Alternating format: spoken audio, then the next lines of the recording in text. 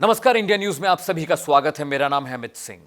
आज यूपी से एक बेहद गंभीर खबर आई जिसे देखने, पढ़ने और सुनने के बाद हर किसी की रूह कांप गई।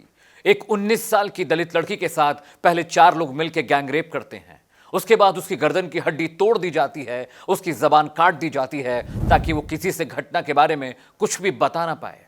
इसमें नया यह नहीं था कि किसी लड़की के साथ गैंग रेप हुआ है। नया यह भी नहीं था कि गंभीर रूप से चोट की वजह से एक लड़की मर जाती है। नया एंगल, नई खबर यह है कि यूपी पुलिस इस पूरे मामले में लीपापोती करने की कोशिश करती है। हम ऐसा क्यों कह रहे हैं, पहले वो समझने की कोशिश कीजिएगा। पुलिस जब सफदरजंग अस्पताल में उस लड़की की मौत हो जाती है, पुलिस उसकी लाश को लेके उसके हाथरस वाले गांव पहुंचती है। गांव पहुंचने के बाद पुलिस को जो पीड़िता है, जिसकी लाश है, वो परिवार को सौंप देनी चाहिए थी, लेकिन पुलिस ने आनन फानन में उसकी लाश को खुद जला दिया। उसका अंतिम संस्कार तक नहीं होने दिया और लाश ऐसी जगह पे जलाई गई जो सुनसान इलाका था, जंगल का। आखिर क्या वजह थी कि पुलिस ने पीड़िता की लाश को परिवार को देने से मना कर दिया? क्या वजह थी कि बिना किसी को बताए चोरी छिपे उसकी लाश जलाई गई? क्या वजह थी कि जो आखिरी जो लास्ट राइट्स होते हैं, जो कर्मकांड होता है, उसके तहत उस लड़की का अंतिम संस्कार क्यों नहीं किया गया? यूपी पुलिस इन तमाम वजहों से सवालों के घेरे में है। क्या यूपी में ऐसे ही योगी हमेशा से कहते रहे, सीएम योगी कहते रहे हैं, क्या इस तरह से यूपी में राम राज आएगा? खुलेआम एक लड़की का बलात्कार हो जाता है, कई दिनों तक आरोपी गिरफ्तार नहीं होते हैं, पुलिस मुकदमा दर्ज नहीं करती है, एफआईआर नहीं करती है, एफएसएल रिपोर्ट का वेट किया जाता है कि जब रिपोर्ट में इस बात की पुष्टि हो जाएगी कि लड़की के साथ रेप हुआ है तो उसके हिसाब से मुकदमा दायर किया जाएगा। लड़की ने मजिस्ट्रेट के सामने अपना बयान दर्ज किया और कहा कि 4 लोगों ने मिलकर मेरे साथ रेप किया। यूपी पुलिस सवालों के घेरे में इसलिए भी है कि जिस तरह से आनन फानन में सब चीजें की गई, उसके बाद एडीजी लॉ एंड ऑर्डर का बयान आता है। वो कहते हैं कि जो लाश जलाई गई वो परिवार के सामने उनकी रजामंदी से जलाई गई। लेकिन परिवार का बयान जब आप सुनेंगे तो आपको समझ में आ जाएगा कि पुलिस ने परिवार को बुलाया ही नहीं, जबरन परिवार को एक कमरे में बंद कर दिया गया और फिर उनकी बेटी की लाश को जंगल में ऐसे जलाया गया जैसे वो लावारिश लाश थी।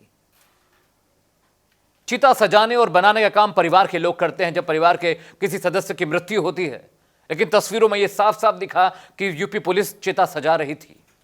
आखिर ऐसा क्यों किया गया? इसी दौरान मीडिया भी मौके पर पहुंचता है और एक महिला पत्रकार बार बार पुलिस से सवाल करती है कि आखिर ये किसकी बॉडी है, चिता पर क्या रखा हुआ है, आप किसको जला रहे हैं, क्यों जला रहे हैं, चोरी छिपे इस काम को करने के पीछे की मंशा क्या है? लेकिन यूपी पुलिस चुप रही, लगातार लोगों को पीछे ढकेलती रही और कहती रही कि हमें अपना काम करने दीजिए।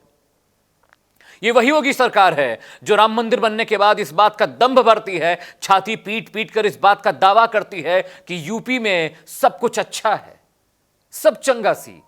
लेकिन क्या यूपी पुलिस सिर्फ गुंडों, मवालियों और माफियाओं को गोली मारने के लिए, उनका इनकाउंटर करने के लिए है? महिलाओं की सुरक्षा कौन करेगा?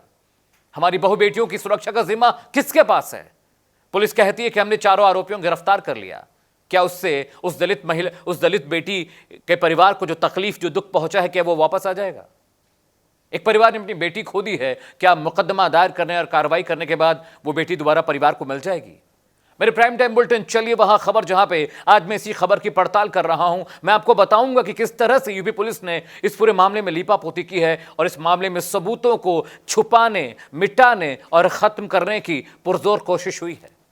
अगर मेरे कार्यक्रम को लेकर आपको कोई मशवरा, कोई राय, कोई सुझाव है तो आप मुझे इंस्टाग्राम, ट्विटर और फेसबुक पर बता सकते हैं। मेरा इंस्टाग्राम हैंडल है जॉर्नो अमित सिंह। इसी नाम से मैं फेसबुक और ट्विटर पर भी पाया जाता हूं। मेरा एक यूट्यूब हैंडल है जिसका नाम है न्यूज़ व्यूज़ एंड एनालिसिस। मैं हर रोज उस पर एक वीडियो अपलोड करता हूं जहां पर नई खबरों की पड़ताल की जाती है।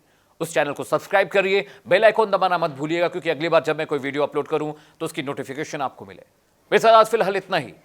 फिर से हाजिर होंगे एक नई खबर, एक नई पड़ताल, एक नए विषय के साथ। तब तक आप देखते रहिए इंडिया न्यूज़। नमस्कार।